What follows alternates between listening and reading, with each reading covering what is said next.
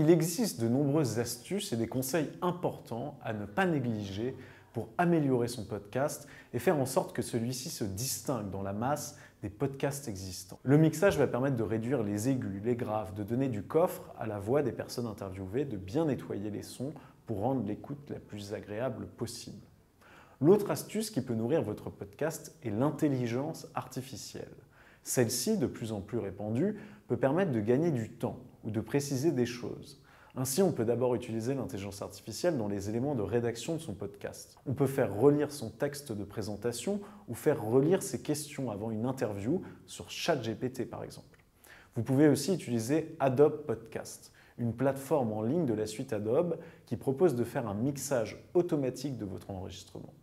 Si vous avez par exemple un son assez médiocre, réalisé au téléphone, vous pouvez confier ce son à l'intelligence artificielle qui va le nettoyer et le rendre proche d'un enregistrement réalisé avec un bon micro. Enfin, pour améliorer son podcast, vous pouvez le rendre le plus personnel possible. Cela passe évidemment par l'écriture, votre manière de poser vos mots et de construire la structure narrative de votre podcast, mais aussi par toutes les étapes de création.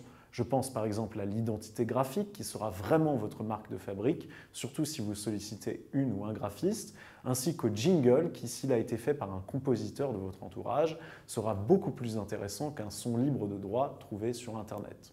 Plus votre podcast sera réalisé avec votre personnalité, plus il sera original et suscitera de l'intérêt auprès des auditeurs.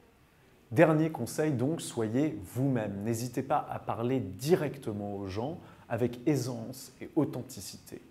Comme le disait un de mes professeurs à l'école de journalisme, il faut imaginer quand on parle à la radio qu'on parle à sa grand-mère, doucement, tranquillement, de façon audible et crédible.